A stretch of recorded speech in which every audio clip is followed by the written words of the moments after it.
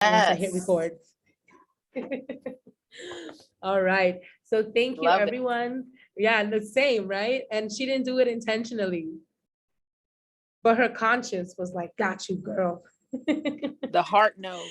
Yes, it does. That it does. So I want to thank everyone who took their Thursday evening to spend it with us. Hashtag, literary fun.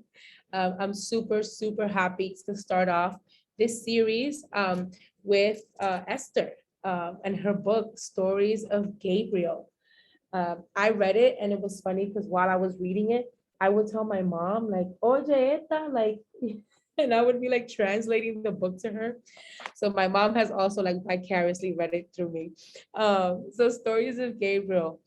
Uh, Eva has lost her baby, set in the South Bronx in the mid 1990s. Stories of Gabriel portrays neighbors in a tightly knit community at a time of crisis. How does this loss affect the lives of the devastated parents, their families, friends, the people on the block? What memories, heartbreaks, and quests does it spark? Haunting and intricate, Stories of Gabriel is not a love story, but a story of several interconnected loves that have been lost or found, new or lasting, all take place just blocks apart. The vibrant Latinx Caribbean culture of the neighborhood is brought to life by debut fiction Dominican American author Esther Alix. And please let me know if I pronounced your last name correctly, because I want to make sure I got it right. On the I dot. did. It's Beautiful. amazing. Thank you so much. Let's give you a virtual round of applause. Thank you. Thank you. Thank you so much for being with us today virtually. Thank you. Thank you. You're welcome. I'm super excited to be here, super honored. It's like this is the intended group, right, that the book was written for. So it just warms my heart to be here and to be able to share it and talk about the book with you all.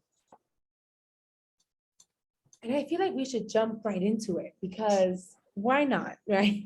And so how many of us here are writers by show of hands? Is there anyone here who's a writer themselves or writing something? Samantha's like, no. Okay, Sephora raised her hand. Annabelle raised her virtual hand. Joy Lenny is like a low-key writer. She's probably not going to admit to being it, but she's like, okay, there we go.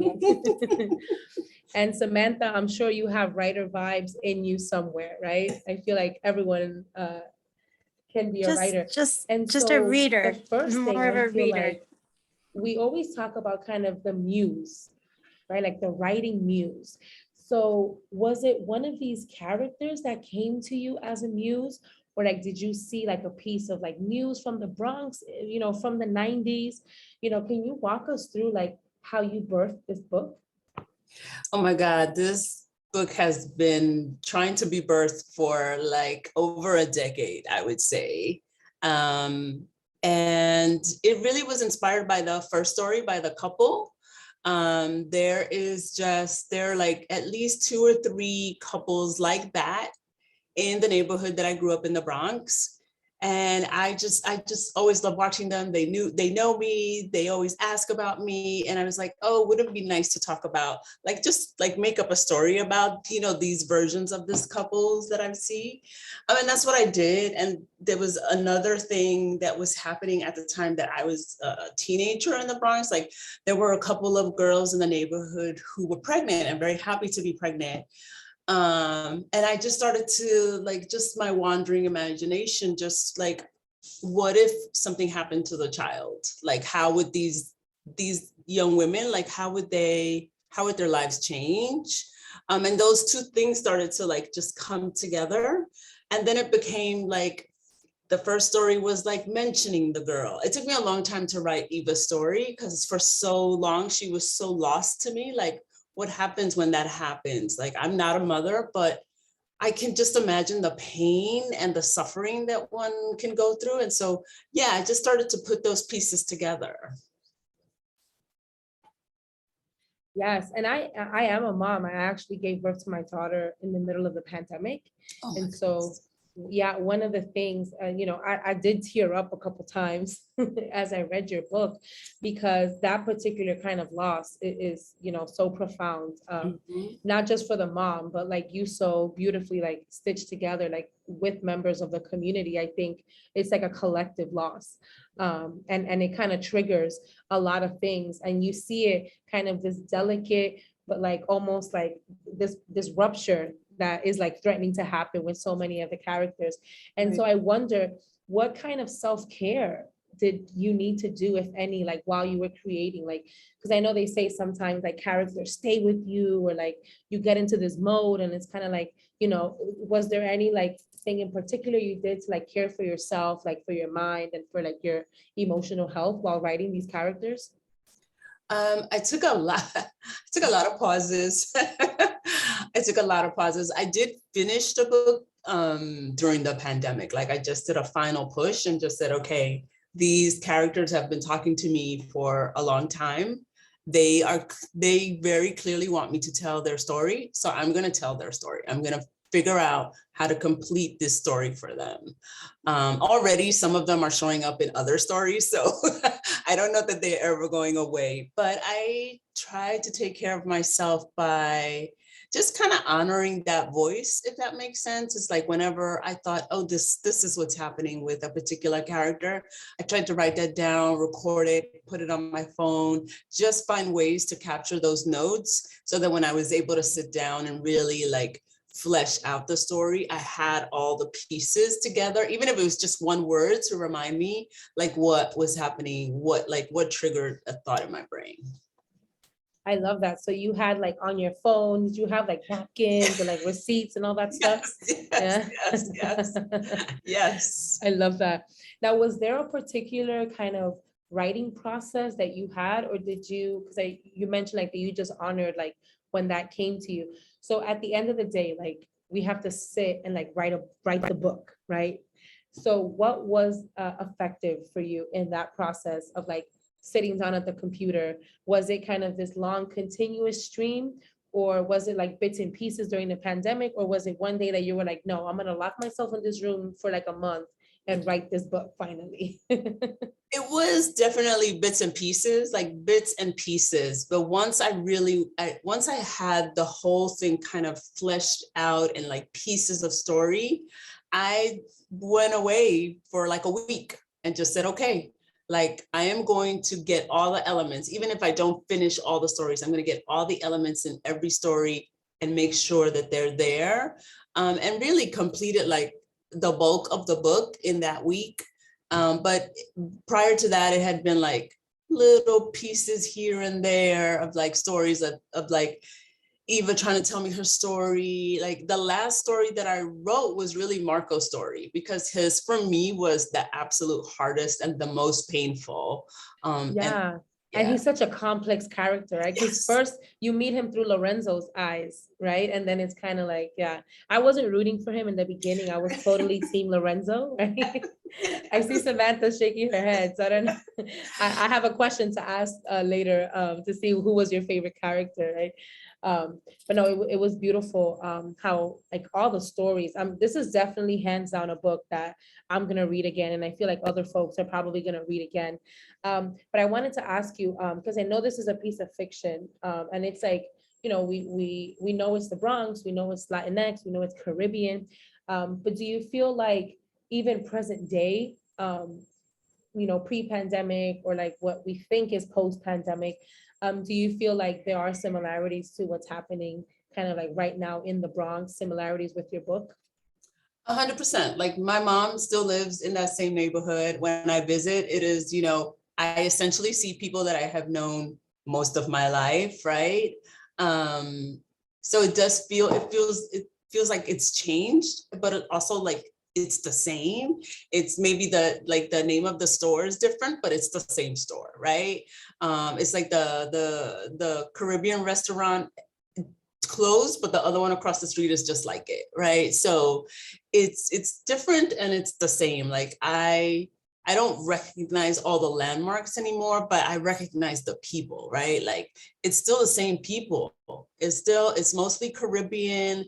It's mostly a Mexican neighborhood. There's more like affordable housing coming up, but it's all the same people. Like it's essentially the same people over and over again. Right. And that's the thing with like gentrification even, right? Where it's like, even though you take it from us, like we're still here kind of like in the underbelly, Yep. right? Yep. That's beautiful. Now with the cultural components of like, I remember Ellie was talked about like her life in DR. Now, did you have that experience like firsthand? Or was it like kind of reaching out to like your elders or like going to DR yourself? What was that process like? Because you included some really like specific cultural components and elements. What was that process in you like writing those? So I haven't been to the DR for maybe 5 years, certainly pre-pandemic. But part of it, like I took pieces of every visit.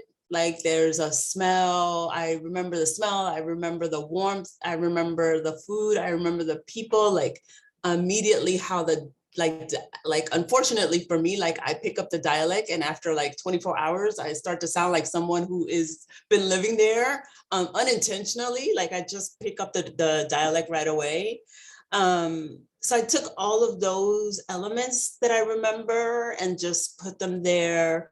And then there were other cultural things that I wanted to reference with detail, but not too much detail, right? Like if you know, you know, and if you don't, it's okay. You might reference the things that are there. So those are all just things that are special and important to me. And I wanted to make sure that that was included. Agreed. And even if you don't know, when you do go to a Caribbean country, I feel like you'll remember it, right? Yes, They're yes. so specific. Yeah. Yeah. You'll be like, oh, that's what she was talking about. Yes, yeah. So one of the things I noticed in the book, like throughout all the stories, was kind of like the sisterhood, right? Of like women supporting women, like intergenerational also, not only helping to like overcome, but thrive and like support and empowering. I wanted to talk a little bit about how that shows up for you, like in your story, because I feel like with fiction, it's always like, you know, it's the brush and the chisel, right? You're taking from your life and you're making it fiction. Do you mind sharing your experience with like women supporting women, or like being that sister, being Anita, you know, for another woman? Yeah, I mean, definitely. I have a core group of friends, you know, the high council that I know who to call in the middle of the night if I'm in trouble, right? Like I know who to call. I know who's going to pick up the phone and just let me talk. These are all like this support system of, I've always had really exceptional friendships with my with women in my life. And so it was so easy to write about. I have it, I experienced it, I know it. I know what it is to just show up for a friend, be a good friend. I'm lucky to have, you know, just a like, you know, how we reference ourselves, like, you know, we're just a high counsel for each other, like just there, no judgment, and just, you know, and make sure that we're not just supporting each other, but pushing each other, right? Like, okay, maybe you didn't do right by this situation, and it's okay, but let's just acknowledge that you didn't do right by this situation and how we're going to fix it, and right, like how we're going to move forward and how we're going to move past, how we're going to heal this. Yeah, but just like I've been so, I don't know if it's luck. I like, you work at relationships, right? You love people and you just work at them. And so I've been very lucky. If I think of Ellie and Anita, that is myself and my best friend, right? Like Esther and Anika, right? Like that's just who we are. Like I just literally took the first letters of our names and just mushed them up. But yeah, and it's how we show up for Oh, each I just other. got that. Your best friend's name is Anika? Yep. Oh, I love that. Yeah. Wow. Yeah. Okay. Yeah. That clicked. So, That yeah. clicked. That's my daughter's name. Is it? Oh, that's awesome. Yeah. Only we pronounce it Annika. Yes. Makes Yeah. sense. Yeah. That's My I saw, Was that your I favorite saw it in the character? acknowledgements. And my Yeah, eye always goes right to it because it's such an unusual name. yeah, yeah, yeah. Now, Samantha, was that your favorite character? Were you like rooting for her, or were you just enamored with her the minute you read about her character? Well, I loved Anita because of the cakes, because of how she was always baking and the way, the kids were stopping there to buy a slice of cake on their way home. But just how she always like welcomed people into her house, and that that did seem a little strange to me because I did grow up in New York City in an apartment building, but it was not like that. We didn't like, I mean, I babysat for some of my neighbors, but like we didn't just like, we mostly didn't really know our neighbors, unfortunately. So it was Yeah. different, a different thing. I was kind of jealous because, I lived in a part in Brooklyn called like the South Side, Los Sure, where we did kind of have that. Where like, the neighbor would be like our babysitter, and then we would go to like the third floor and like play with those kids. But then when we moved, it completely became like everyone kind of on their own. And I feel like it's almost like quintessential New York vibes at that time, where like the building was the neighborhood. And I feel like that's something that we've lost, Yeah. unfortunately, right? For sure. Like I had neighbors who kept their door unlocked. Like you could ring the doorbell, but you could also just open the door and just say their name, right? It was like you knew everyone on the floor, even if you didn't know everyone in the building, right? And so, and she just always, either her door was unlocked or it was ajar for most of the day. So you could see if you were walking, like if you were going to the elevator or throwing out trash, you could literally see into her house, see her watching TV, on the phone, she'd wave and say hello. But like these were sort of people that I knew who kind of lived like that, right? And part of that is a little bit of like how I remember island life, right? Like there's always like, you could always peek into somebody's house because the screen door is shut, but the door is like open and you can see inside. Yeah. So there's, and then now we don't even pick up a FaceTime. We're like, why is she FaceTiming me? Why is she FaceTiming me unannounced? Right. But the cake part, that is just me and my grandmother. That's something that we did together all the time. So, and I love to bake, but part of the reason that I love to bake is because of that. We had that special bond with each other. So that's just a way to sneak her in there. Yes. I love that. Annabelle, do you want to ask your question, or do you want me to read it out loud for you? I see she put some beautiful a comment and 2 questions. Let's see if she doesn't come on. Oh, there we go. Go ahead, Annabelle. Ask. I thought you did such a great job building the world for these characters. I wanted to know to talk more about your writing process, like Mariela brought up. Like, do you, just brain dump, like finish and get a first draft before you edit, or do you outline is that more your process? So I think when I started the book, it was a little bit more like brain dump. Like I'm gonna just get all these things, all these thoughts that I have about this particular story out. I think as I moved through the collection, that process didn't quite work for me. And I had to be thoughtful about like, okay, what is it that I want to say? How do I want to move the story? And really the pivotal question is always like, how do I move Eva's story inside of this story, right? Because I needed to propel that story forward inside all the other stories. And so I had to really be thoughtful about how I did that. But yeah, so I started to just outline a little bit more about like, okay, this is what's happening. This is how I want this story to go. Cool, thank you. Yeah, it's always interesting to hear, like, because I think as writers, I feel like we all have a question like, but how exactly did you write it? Because I think there's so many different ways, right? And so many different things that are going to get us to that page. So that was a great question. Thank you, Annabelle. And I think that's a good segue to see if anyone else has questions. I did put in the chat a link to a Google Doc that's our discussion question. I'm trying to fix the last one. I don't know where the other half of that went. But our discussion guide has like some questions that you guys, you folks can answer, specifically like about the characters and about the book. Some of those questions I did kind of ask Esther in relation to like her writing process.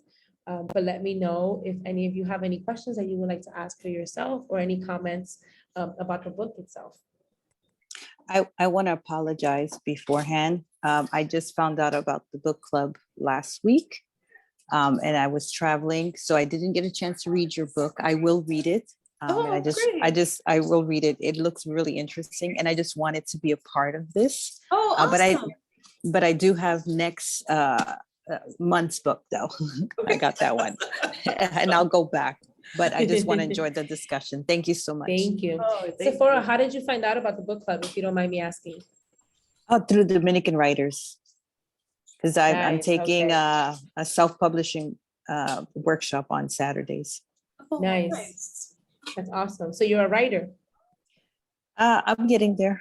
Yeah. Why do we always shy away from that? Always. Esther, how did you own? Yeah, I'm a writer. I did that. Was it when you published? You know, what at what point were you like, yes, I'm a writer? Right here, right now. You know, it's such a process. Like my family and my friends have been like, you wrote a whole book, you published a whole book, you can say you're a writer. And I'm like, yeah. And still there's something both exhilarating and frightening in saying that out loud. Like, yes, I am. And oh my God, I am, right? Like those two things are coexisting. And what does your family think? Because, you know, I don't want to assume about your Caribbean family, but I know my Caribbean family. Right. So I'm just wondering, like, what was kind of like the other generations in like in your fam? What was kind of their expectation of you being a writer, or kind of like, were they supportive? Like, what was that journey like with them? Yeah, so no, I was supposed to be a doctor. Oh, but of course. Of course, either a doctor or a lawyer, right? One of the You know? So yeah, so I think that it took my mom a really long time to go, oh, this is kind of your thing. I got it. This is your thing. Ay, es verdad que quieres ser escritora. Exactamente. And now, like I told her I was doing this interview and she was like, ay, pues mucho éxito, mija, mucho éxito. And you know, it's all of that. It's like, she's so proud, right? Also proud like that I'm doing something that I've always wanted to do, that I've completed that.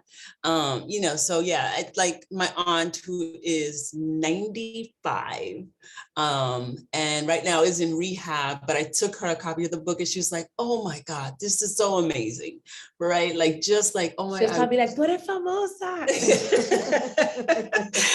You know, she's like, why, this is so amazing. So, you know, it's all of that. Like, and my dad who lives in the DR, he sent me, I had said, oh, I'll send you a copy of the book. And, you know, he then sent me a picture on WhatsApp with him with a copy of the book. So like, you know, those kinds of things. Beautiful. So everyone is super, super excited, and really, really happy for me. And so it's nice to have that, you know, that push, that, you know, that sort of generational like support. Yes. Yeah. And it's so rough because in the Dominican Republic, you know, we've tried doing a couple of like reading or like book club events here. And like books, unfortunately, is just not something that people spend money on for many reasons. And so even just like, you know, when I'm outside, like on the bus or something, or like drinking a coffee and I'm like reading a book, I always get kind of like, you know, like the little remarks. Like I remember one time I was at a lavabon eating an ice cream and just reading a book.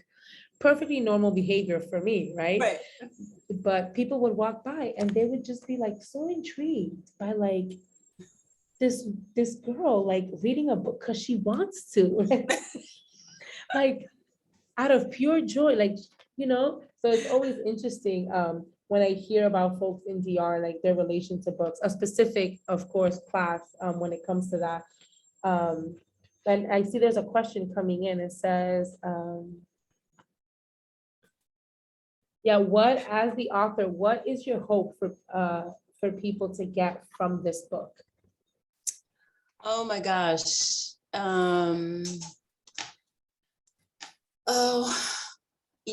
That I don't know what you heard about the Bronx, but this is the Bronx, right?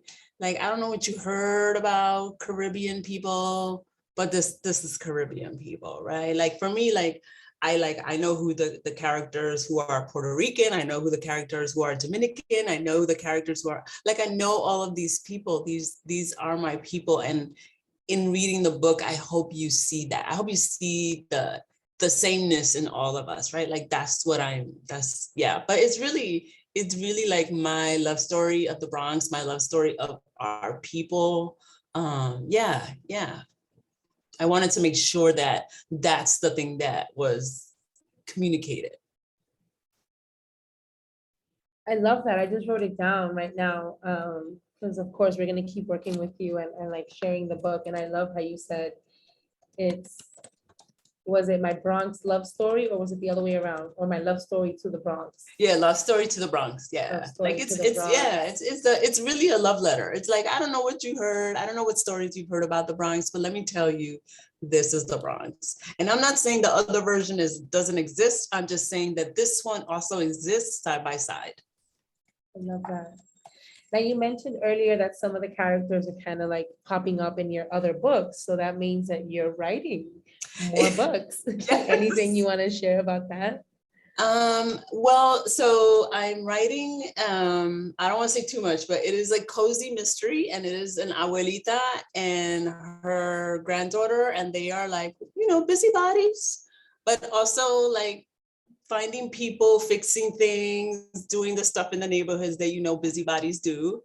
They know everybody's business and they know how to sort it out. I love that. I think we all know abuelitas like that. That's amazing. Yes. I want to stop and give the floor to anyone that might have any questions or comments. Now's your time. I know some folks are like, I didn't finish reading. That's okay. Take advantage. Esther's here and we're so grateful to have her. So go ahead and unmute yourself if you do have something. I did have something I want to ask about, but it's kind of a bit of a spoiler because it's something that comes near the end. I hope people don't mind. I mean, it doesn't really spoil the story, Spoiler but alert.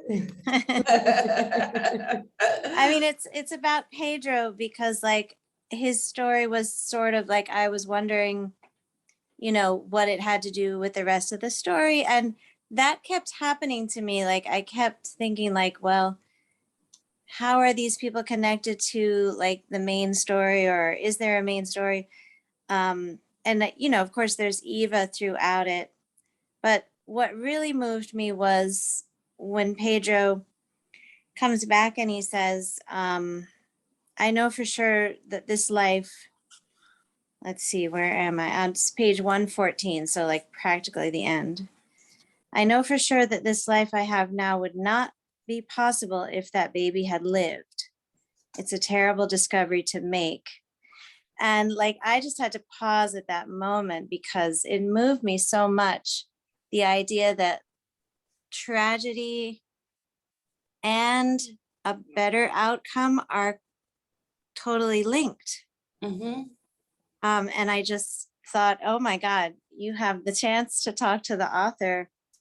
I mean, how did that, did that come as you were writing the book, or did you know that it was going to be there?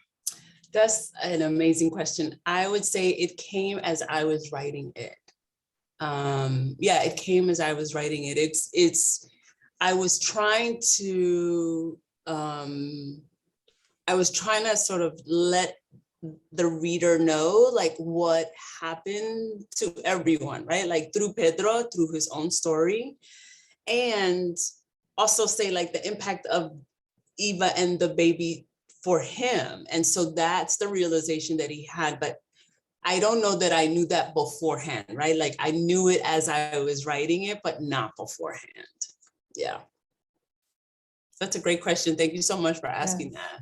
Well, that was a really brilliant, I felt it really tied it together because there was so much, there was joyfulness in the relationships, especially the couples, even the ones who had, sad, Yeah, the sadness, yeah, component. right? But it was like mixed, but this was like cause and effect, something Right. sad that Yeah. resulted in something better for someone. Right. So I just thought that was really brilliant. And the only other question I wanted to ask you is if you had any other favorite books of yours to recommend. Oh my Oh, goodness. yes, that's a great question. What do you like to Favorite books of read? mine. Yeah. Or something recent that you read, or? I mean, are you a mystery reader? I was surprised. I you said you- am. Okay, am a yeah, that mystery- makes yes, sense. I am a mystery reader.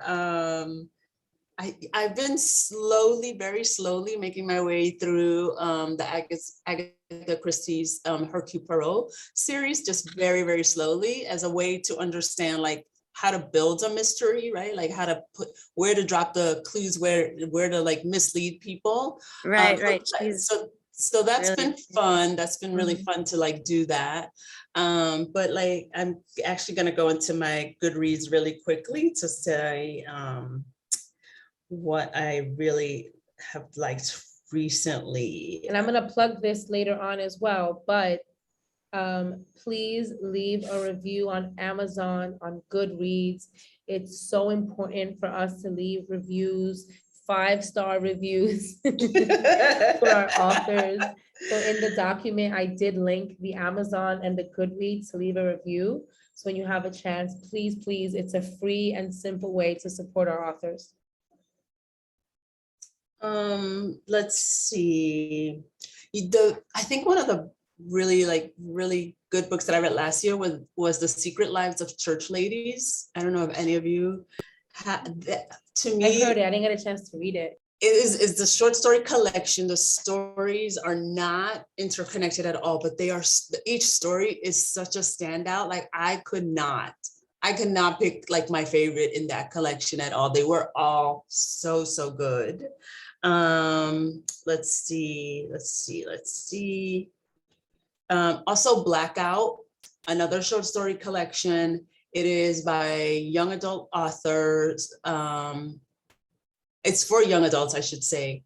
And it's just the spectrum of youth, right? Every version of youth that you can think of is in that collection. And then there's one story that it kind of happens, there's pieces in the first section and the second section and the third section. It's really good. It's by several authors, also very, very good.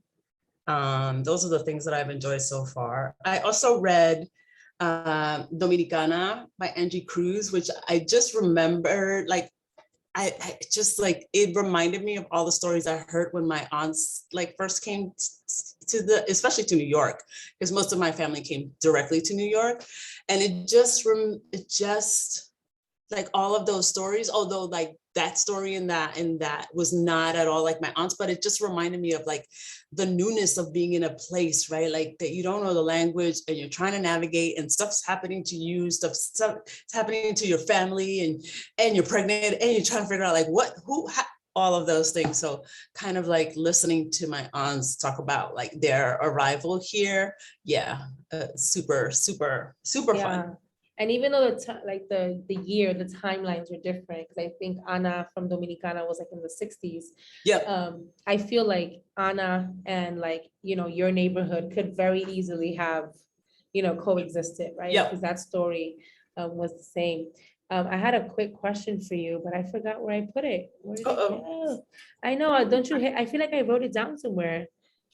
I don't know what happened. Yeah, no, I lost it. I have a question. Go ahead. Yeah. So I was just wondering, was there any books or other authors that motivated you in writing this story? I think it's just interesting to sort of think about whether the stories you write are filling in a gap that's not there or like stories that are missing in literature. So I just wonder, do you think this is like a story that has been missing from literature, or is it like something sparked that story, or is it both?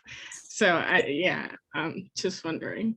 So I think it's a little bit of both, right? When I was a young reader, there were definitely books set in the Bronx. They were mostly by young men, and they were mostly about young men, right? And so I was like, oh, that's cool. Like I also like I recognize that young person, right? Like I see that person. But I also wanted to be like, okay, but where's the other story, right? Where's the story of the girls? And I feel like those stories are far more recent than when I started writing this collection, right? So for me, it was both like wanting to say something, and there's a gap, there's a missing for me in the world around these stories, right? So a little bit of both for sure.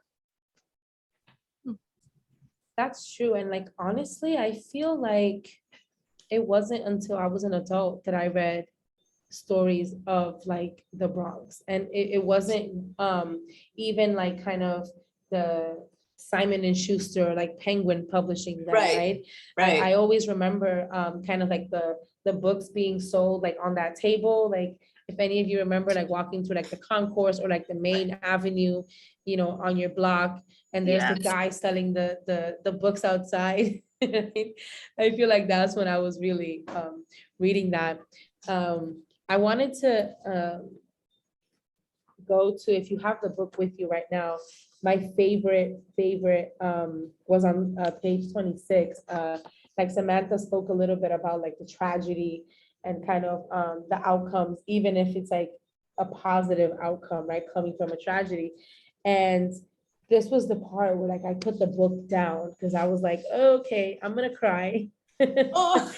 Because it was kind of like sorrow, but like anger at the same time, because Ellie, the character, she I won't spoil it for anyone, but she's talking about something that happened, and she's like, there was no omen, there was no black pebble in the rice, no suspicious shell when cast, not even a stumble when she walked through the cane field. There had been no sign, and she would never forgive them for that.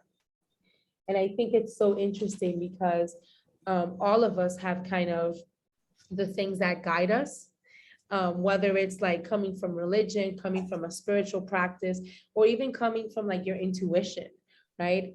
And that point, I just felt like I wanted to hug the character, right? But I was kind of like, I get it, Mama, I get it. And so I'm wondering, who was your favorite character? Like, who did you have the most fun, or did you feel the most connected to when you were writing? I know it's a hard question, but obviously, my favorite, but was there a favorite? Wait, no, who is your favorite? Oh, Ellie. Oh man. Hands down, that's my girl. We would totally be friends. Yes. And I would have totally been like, let's burn that bitch. I was not kidding.